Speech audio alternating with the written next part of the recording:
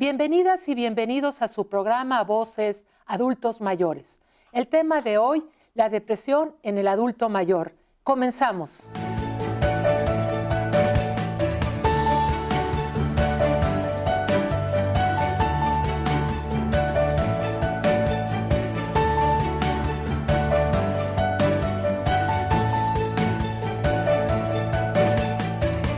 Gracias por estar en su programa Voces Adultos Mayores. El tema de hoy, la depresión en el adulto mayor. Y para eso tenemos la presencia del médico gerontólogo Eduardo Martínez Preciado. Eduardo, muy bienvenido. Muchas gracias por estar aquí en este programa. Al contrario, gracias a ustedes por la invitación.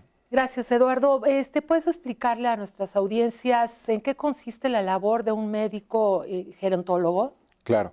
Vale la pena iniciar explicando qué es la gerontología. Claro. La gerontología es el estudio del envejecimiento.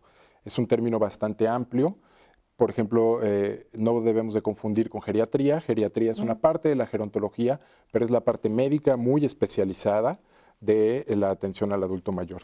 Y la gerontología cubre todos los demás aspectos, como es la psicología, la parte familiar, inclusive la parte económica, ¿no? Se enfoca más en los problemas sociales, ¿no? Para ser gerontólogo no necesariamente tienes que ser médico, puede ser de alguna otra profesión también. Bien. Bien, es muy importante esa diferenciación. Exacto. Eduardo, entrando ya en materia, ¿qué es la depresión? Bueno, la depresión es una enfermedad. Eso es importante mencionar que es una enfermedad. Muchas veces se confunde con que, es que está triste, ¿no? La tristeza es un sentimiento y no necesariamente tiene que estar relacionada con la depresión. Entonces, la depresión es una enfermedad mental que afecta los sentimientos, que afecta los pensamientos de las personas e inclusive el modo de actuar, ¿no? Muy bien, ¿y la depresión se presenta de manera diferente en los adultos mayores que en otras etapas de la vida? Pues no necesariamente se presenta de diferente manera. Al final la enfermedad como tal pues se presenta en ellos. Lo importante es diagnosticarla porque muchas veces se piensa que todos los adultos mayores están deprimidos o que todos deben de estar tristes o que todos están tristes y en realidad no debe de ser así. Hay una alta prevalencia, sin embargo, no es normal que los adultos mayores estén deprimidos. Muy importante saber que no es normal y que no todos los adultos mayores sufren depresión. Así es. ¿Es lo mismo estar deprimido que estar triste? Hace rato diferenciabas que tristeza es una emoción y depresión es una enfermedad. Exactamente, ¿no? Nosotros podemos ver una película y nos puede causar un sentimiento de tristeza y posteriormente pues nos recuperamos, ¿no? Dependiendo de nuestro nivel de resiliencia y demás, pero al final recuperas ese sentimiento.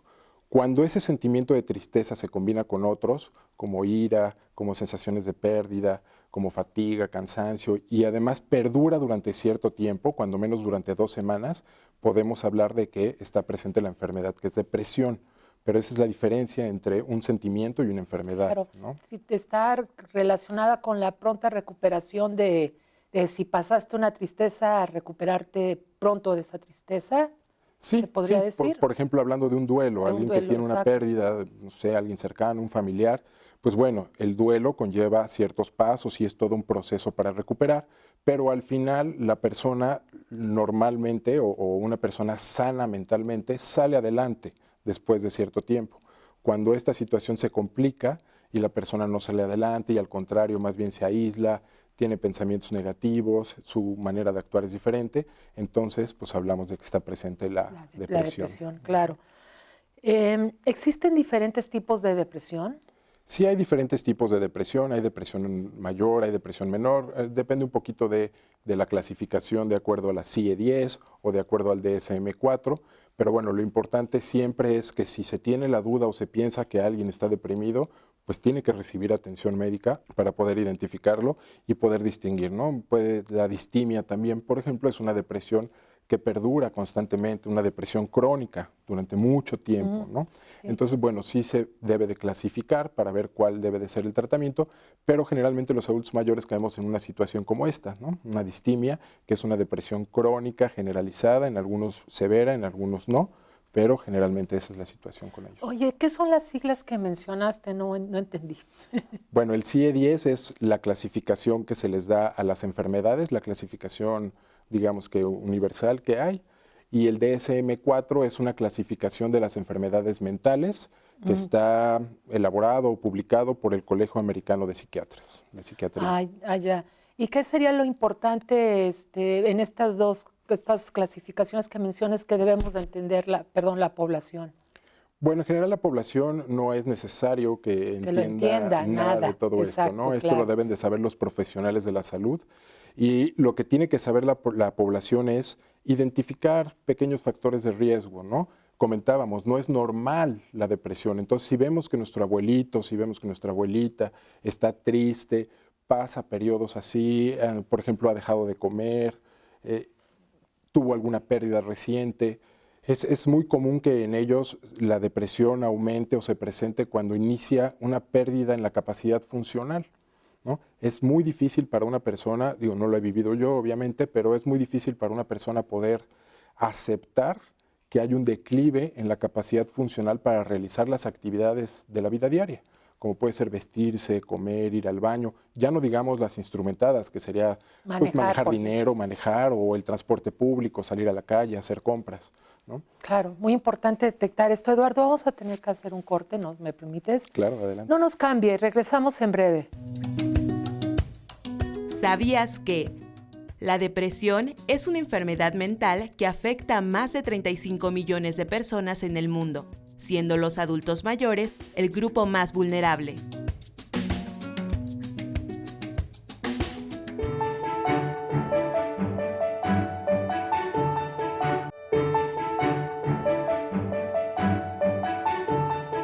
Gracias por continuar con su programa Voces Adultos Mayores. El tema de hoy es la depresión en el adulto mayor. Para eso estamos conversando con el médico gerontólogo Eduardo Martínez Preciado. Eduardo, pues está muy interesante la plática.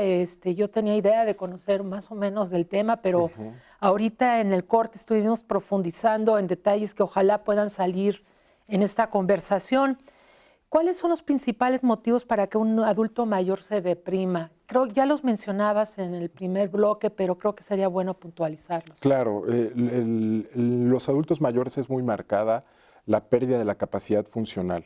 Para ellos es muy difícil ir aceptando el que ya no pueden ir realizando ciertas actividades, ¿no? Comentábamos en el corte, manejar, por ejemplo, hay muchos adultos mayores que ya no tienen la capacidad para manejar porque van perdiendo el sentido de la vista, el sentido del oído, cuestiones que son normales por el envejecimiento, ya no tienen los mismos reflejos para reaccionar ante una situación y entonces es para ellos muy difícil aceptar esta pérdida.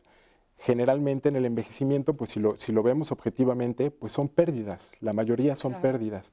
Entonces la pérdida de algún familiar, ¿no? El atravesar durante algún duelo, inclusive la jubilación, ¿no? La pérdida de un estatus social o económico cuando tenían algún puesto directivo y se jubilan o se retiran.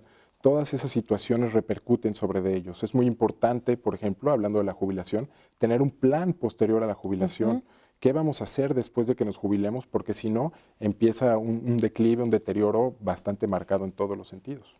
Me hace pensar en que afecta la pérdida de reconocimiento social, también de reconocimiento a lo que has hecho. Entonces, en este plan de vida posiblemente es importante continuar con algo que socialmente te suba la autoestima, ¿no? Claro, eso es sumamente importante. Muchas veces, o la mayoría de las veces, los adultos mayores están aislados. Están en sus domicilios, en un cuarto, poco visitados, poco atendidos, y no hay esa manera de sociabilizar con gente de su edad que sería sumamente importante. Es ahí donde las casas de retiro, no tanto los asilos que se piensa, porque cuando hablamos de un asilo la gente piensa o se imagina a los adultos mayores en una silla de ruedas, decrépitos, enfermos, abandonados, y no es así. No es así. Nosotros en Quinta Tlalmantli manejamos un concepto totalmente diferente y queremos romper con ese paradigma. Claro. Y precisamente esa es la intención, que estén en un lugar donde puedan tener las actividades que los mantengan cognitivamente estimulados, donde tengan ejercicios, donde sus músculos se muevan, donde tengan actividades, preocupaciones, cosas que tengan, que los mantengan atentos, ¿no? Y esto que dices, además de que agregando al tema de los duelos, cuando son personas que vivieron en pareja durante muchísimos años y muere una de la parte de la pareja, creo que es muy profunda la pérdida, ¿no? Todas las pérdidas son profundas, pero yo he observado que hay parejas que si muere una en pocos meses muere la otra. Entonces, esto es una realidad, ¿verdad? Claro, eso es totalmente una realidad, ¿no? Yo, en mi experiencia, las pérdidas de la pareja y las pérdidas de los hijos son como pérdidas pues, muy graves y muy difíciles de asimilar y que conllevan con gran regularidad a una depresión y que los acerca pues, a la muerte, Claro, digamos, ¿no? pues, Por así decirlo. fundamental ser atendidos, ¿no? Exactamente.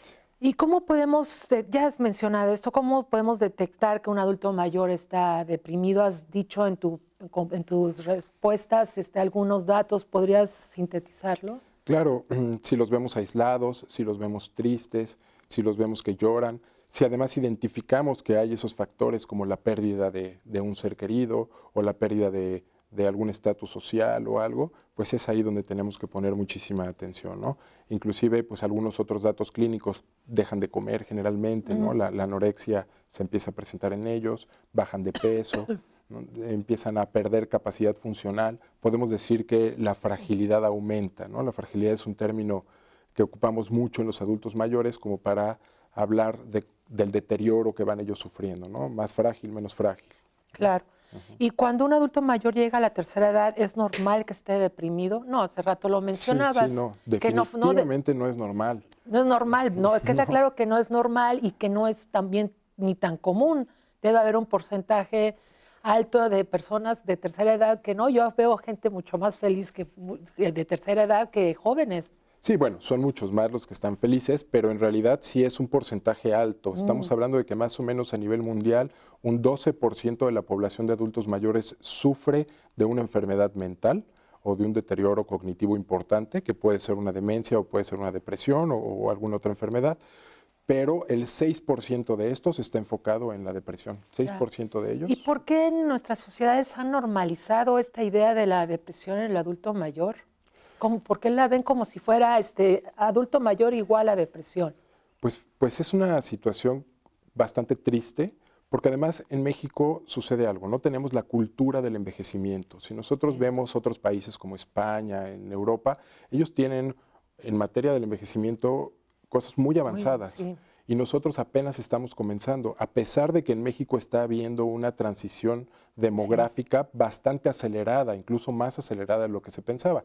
¿Qué quiere decir esta transición demográfica? Que la población o la pirámide poblacional, que nosotros siempre la pensábamos de esta manera, pues está empezando la tendencia a invertirse, donde llegará un punto en donde habrá más adultos mayores que jóvenes. Por ejemplo, en España leía hoy en la mañana un artículo, un reportaje donde decían que hay más mascotas que niños menores de 15 años. Entonces en México estamos avanzando a ese nivel y no estamos haciendo realmente nada. No hay un avance en la cultura, en el programa, en la atención del envejecimiento. Entonces la gente piensa que es algo normal cuando no es así. Cuando no es normal es importante que sepamos que no es normal. Así es. Nuestra tendencia demográfica es hacia el envejecimiento, pero es un envejecimiento joven porque todavía no sabemos cómo enfrentarlo. Hay que trabajar mucho en ese tema. Vamos a hacer otro corte, regresamos en breve, Eduardo. No nos cambie, regresamos en breve, el tema está muy interesante. ¿Sabías que? Según la OMS, el 25% de las personas mayores de 65 años padecen algún tipo de trastorno psiquiátrico, siendo el más frecuente la depresión.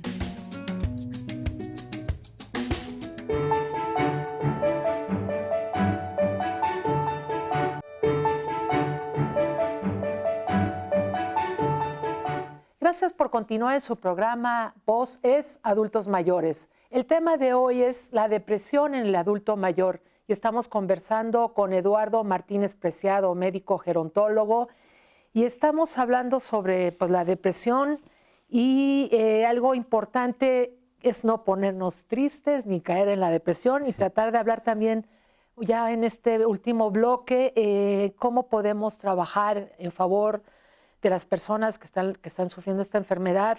Si se puede prevenir, doctor, ¿se puede prevenir, verdad? Sí se puede prevenir. Justo ahorita mencionabas, no hay que ponernos tristes. Ojo, no es una decisión del adulto mayor deprimirse o no deprimirse. Es una enfermedad y se presenta por diferentes circunstancias de las que hemos platicado. Entonces, bueno, pues el optimismo y todo es muy bueno, pero cuando alguien tiene ya la enfermedad, pues hay que tratarla, ¿no? ¿Cómo lo podemos prevenir? Bueno, es muy importante que los adultos mayores tengan actividades. Eso es fundamental. Si ellos están en su casa, si están recluidos, si están abandonados, pues eso los va a conllevar a que terminen en una enfermedad, en una depresión. Entonces, es muy importante atenderlo de esa manera, ¿no? Claro. ¿Y qué opciones existen para tratar la depresión? Bueno, hay varias opciones. La depresión se puede tratar con terapia, se puede tratar de manera farmacológica. Existen en el mercado antidepresivos de diferentes tipos, antidepresivos tricíclicos, inhibidores de la recaptura de serotonina, que por cierto son los ideales para los adultos mayores, inhibidores de la monoaminoxidasa, etcétera. Hay una serie de guías, incluso de práctica clínica para la atención de la depresión en el adulto mayor. Lo importante es que se pueda detectar y que acudan con un especialista, ¿no? Este tipo de medicamentos son controlados y no deben de ser recetados por alguien que no esté facultado para hacerlo. Idealmente un psiquiatra sería una muy buena opción, un geriatra también lo puede hacer, o también un gerontólogo médico también puede dar este seguimiento. Muy bien. Mencionabas en el segundo bloque la casa que tienes tú para atender a las personas adultas mayores. ¿Tú, entre estas personas, hay alguien con depresión? Y otra pregunta también, perdón por incluir dos en una. Claro. ¿La depresión en el adulto mayor también podría implicar internarlo en una clínica? Sí. Cuando generalmente un adulto mayor es institucionalizado, ¿no? Así le llamamos cuando ingresa a una clínica, o a una residencia, sí puede haber un factor de riesgo para una depresión, definitivamente. Sí. Aunque en mi experiencia, nosotros estamos en Tepoztlán, en Quinta Tlalmantli, un lugar precioso entre los árboles. Lo que hemos tratado de hacer es precisamente romper con ese paradigma que se tiene de los asilos. Entonces, ahí tratamos de darle un modelo totalmente diferente a la atención y lo que buscamos es que ellos estén cómodos y que se mejore su calidad de vida. ¿Cómo mejoramos su calidad de vida ahí? Ahorita antes de pasar esa pregunta te respondo, sí tengo o tuve una pareja de adultos mayores que llegaron con depresión y que hemos estado trabajando con ellos y ahorita están fenomenales. Qué bien. ¿Por qué están fenomenales? Bueno, uno, porque la verdad es que la familia ha hecho un gran trabajo. El hecho de institucionalizarlos no quiere decir que la familia se va a desprender totalmente de ellos. Al contrario, la familia tiene que estar con ellos, visitarlos, hacer actividades con ellos. Y nosotros ahí en Quinta Tlalmantli precisamente es algo que fomentamos, que las familias vayan, los visiten, incluso que se queden a dormir sin ningún costo extra con ellos en su habitación. Muy bien. Les ofrecemos alimentos y bueno, de esta manera mejoramos un poco su calidad de vida. ¿Cómo más? Bueno, pues a través de actividades que tenemos durante el día. Hacemos yoga, hacemos actividades en la alberca con agüita caliente, tenemos una huerta también donde ellos mismos van, siembran y la idea es que eso que se siembre se recolecte para que también haya otras actividades en la cocina. Tenemos actividades con pintura, un poco como de escultura, carpintería, o sea, tratamos de irle buscando también un poco las actividades de acuerdo a los residentes que nosotros tenemos. Estamos empezando, abrimos en febrero, tenemos 3 meses, tenemos capacidad para 30 adultos mayores y ahorita tenemos 6. Si la familia de un adulto mayor no tiene la capacidad económica para institucionalizar a su adulto mayor, ¿qué puede hacer en el entorno familiar para ayudarle? Pues mira, por ahí dice una canción, todo se resume en amor, ¿no?